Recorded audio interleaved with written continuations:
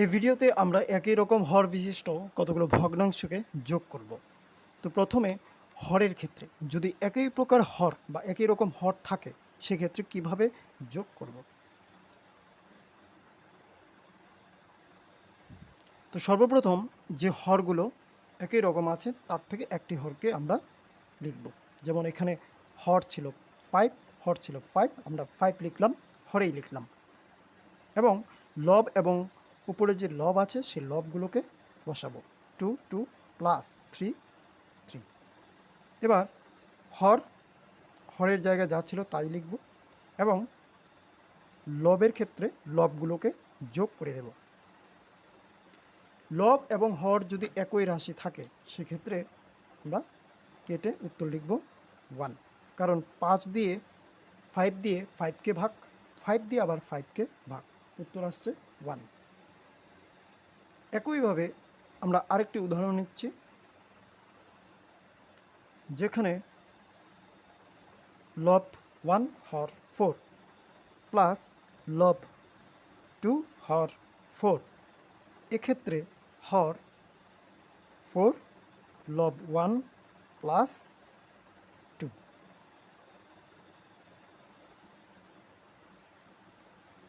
উত্তর আসবে 3/4। আরও একটি উদাহরণ নিচ্ছি, যেমন 3/7 প্লাস 2/7। এবার হর 7 থাকবে, লব 3 প্লাস 2,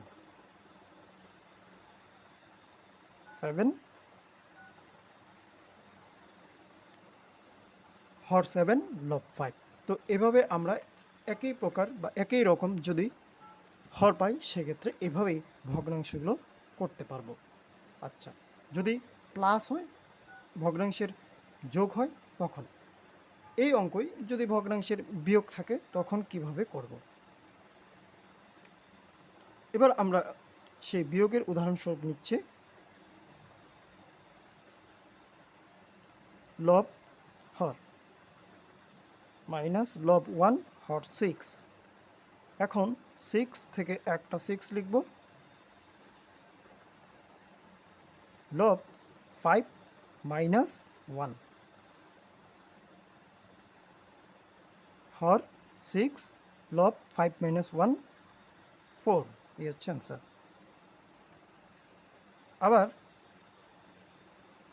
আমরা লিখব আরেকটি উদাহরণে।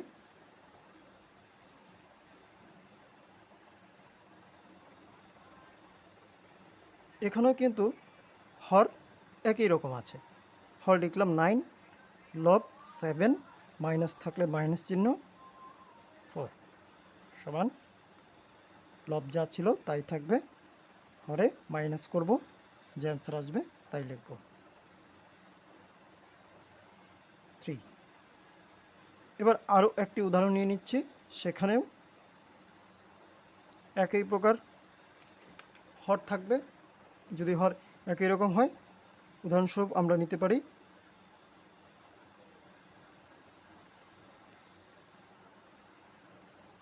লব 7 হর 10 প্লাস ভগ্নাংশে লব 3 হর 10। একই রকম হর আছে, তো আমরা একটা হর লিখব, 10 লিখব। এবার 7, এটা প্লাস আছে, আমরা মাইনাস করে দিচ্ছি, মাইনাস 3। এখন উত্তরে আসবে 7 মাইনাস 3, 5, এই হচ্ছে উত্তর। তো এভাবে আমরা হর যদি একই থাকে তাহলে ভগ্নাংশের যোগ বা বিয়োগ সহজে করতে পারবো।